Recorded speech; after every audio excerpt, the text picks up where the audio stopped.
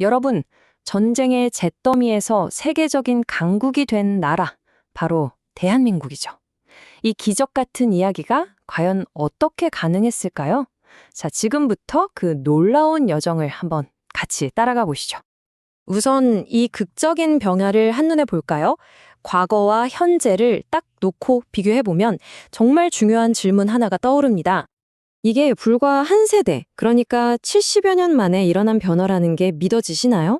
1953년 전쟁이 막 끝났을 때는요, 말 그대로 모든 게 파괴된 세계 최빈국 중 하나였어요.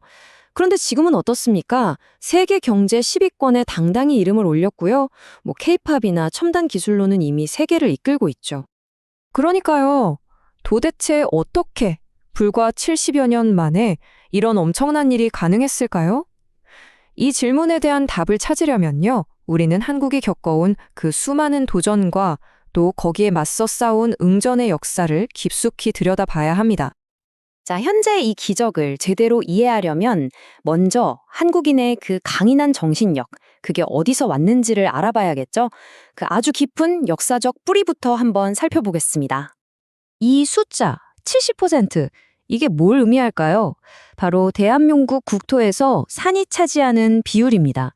생각해보세요. 땅은 좁고 산은 많고 천연자원도 거의 없어요. 그럼 뭘 믿어야 했을까요?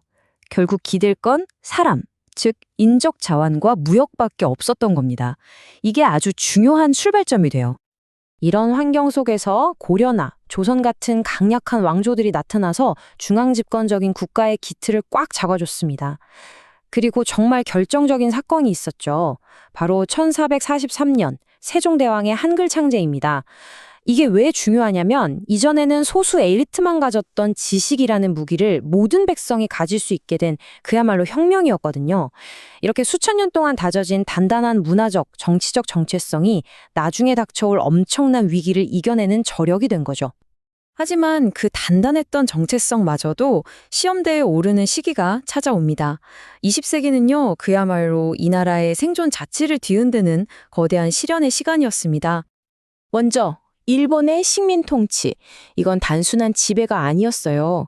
경제적으로는 모든 자원을 수탈하고 우리말과 글을 못 쓰게 하면서 문화적으로는 민족의 정신 자체를 말살하려고 했죠. 그런데 말이죠.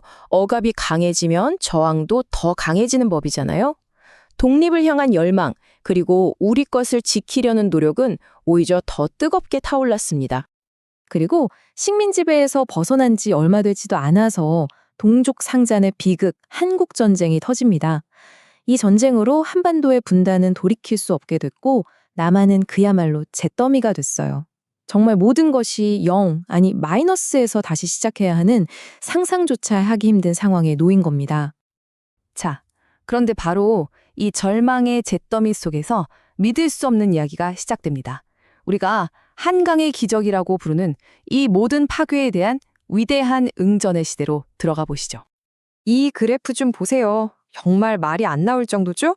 1960년대 저 바닥에 있던 막대가 80년대를 거쳐 2020년대에는 하늘 높은 줄 모르고 치솟습니다. 전쟁의 폐허 위에서 불과 수십 년 만에 이뤄낸 이 성장은요, 세계 역사상 가장 빠르고 또 가장 극적인 도약으로 꼽힙니다. 아니, 그럼 대체 이 기적의 엔진은 무엇일까요? 핵심은 바로 수출이었습니다. 1960년대부터 정부가 아주 강력하게 수출 주도 산업화를 밀어붙였어요. 특히 재벌이라고 불리는 대기업들에게 자원을 몰아주면서 중화학공업을 집중적으로 키웠죠. 그리고 이 모든 걸 가능하게 한 밑바탕에는요, 못 살아도 자식은 가르쳐야 한다는 온 국민의 엄청난 교육열이 있었습니다. 이게 정말 중요한 기반이 됐어요.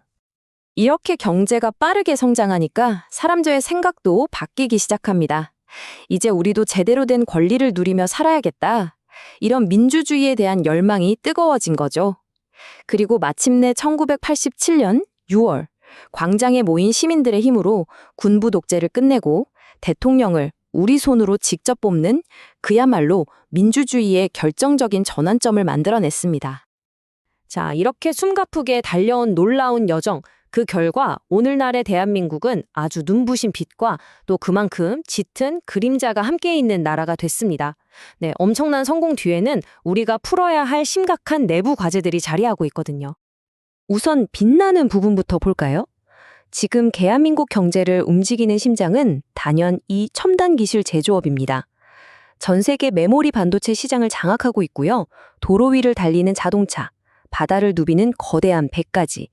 이 모든 분야에서 한국은 명실상부한 세계 최강자 중 하나입니다. 그런데 바로 여기에 현대 한국이 마주한 거대한 역설이 있습니다.